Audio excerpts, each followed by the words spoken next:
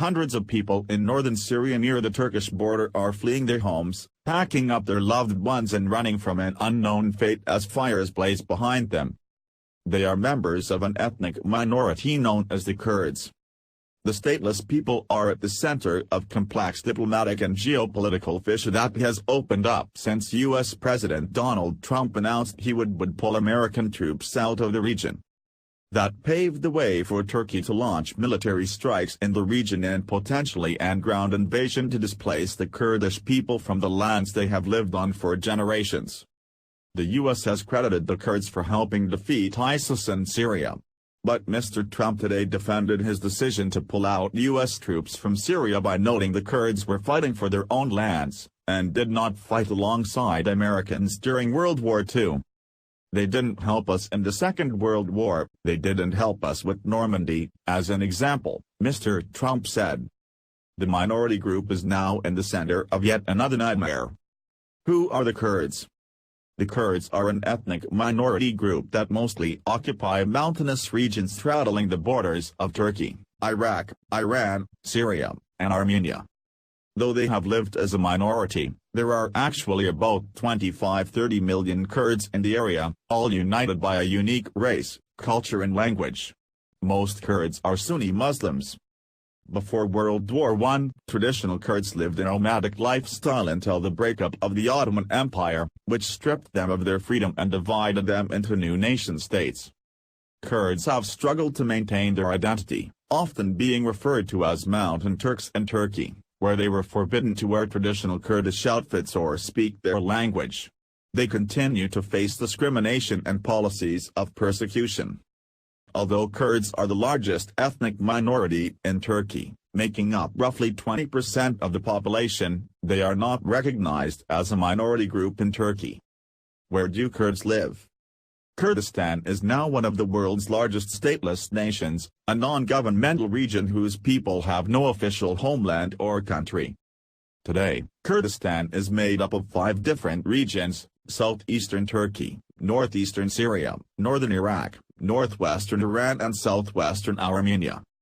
Early in the 20th century, the Kurds began working toward the creation of homeland known as Kurdistan.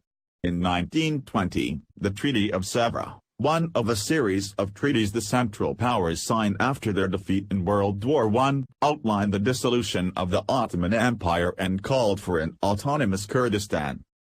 3 years later, after the war ended, Western allies dropped demands for an independent Kurdish state and the Kurdish region was divided among several countries.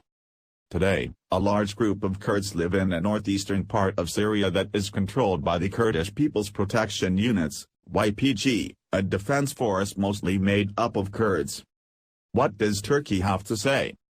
President Recep Tayyip Erdogan has always adopted a robust attitude against Kurdish nationalism. He made it clear his ultimate goal is to eliminate the Kurdistan Workers' Party, PKK, a Kurdish far-left militant and political organization based in Turkey and Iraq that fought the Turkish state for more than 3 decades. This has built a deep divide between Turks and Kurdish Turks.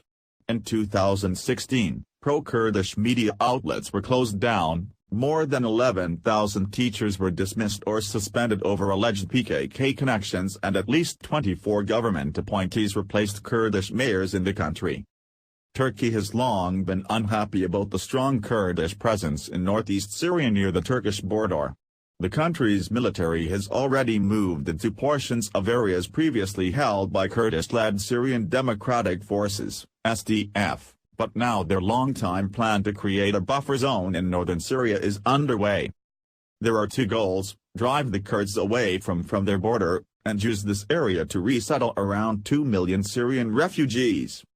Why is Turkey attacking them now? In January, President Trump said the United States would begin withdrawing troops from Syria and slowly send them back home. Syrian Kurds fear Turkey would use the withdrawal as an opportunity to launch an assault. With Trump's sudden announcement on Sunday night of a U.S. troop withdrawal, these fears were realized. Turkey will soon be moving forward with its long-planned operation into northern Syria, a White House statement said. The United States Armed Forces will not support or be involved in the operation, and United States forces, having defeated the ISIS territorial caliphate, will no longer be in the immediate area. There are fears the strikes could see hundreds of ISIS fighters escape from prison.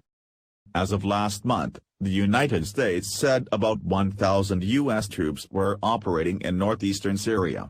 This move leaves Syrian Kurds at the mercy of an operation aimed to clear them out and away from the Turkish border. Operation Peace Spring will neutralize terror threats against Turkey and lead to the establishment of a safe zone, facilitating the return of Syrian refugees to their homes, Erdogan tweeted on Wednesday. We will preserve Syria's territorial integrity and liberate local communities from terrorists. Turkey's operation is targeting the YPG, which the country regards as a terrorist group affiliated with the PKK. How will attacking the Kurds risk the return of ISIS? The SDF, a coalition of Kurdish and Arab soldiers backed by U.S., British and French special forces, defeated ISIS and liberated eastern Syria in March. The SDF said it lost 11,000 forces, leaders, and fighters while battling ISIS. While ISIS holds virtually no more territory, the U.S. warns there are still tens of thousands of ISIS fighters in hiding in both Iraq and Syria. Thousands of ISIS fighters who were captured during major battles against the terrorist group are being held by the SDF. Somehow, all these fighters may be handed over to Turkey.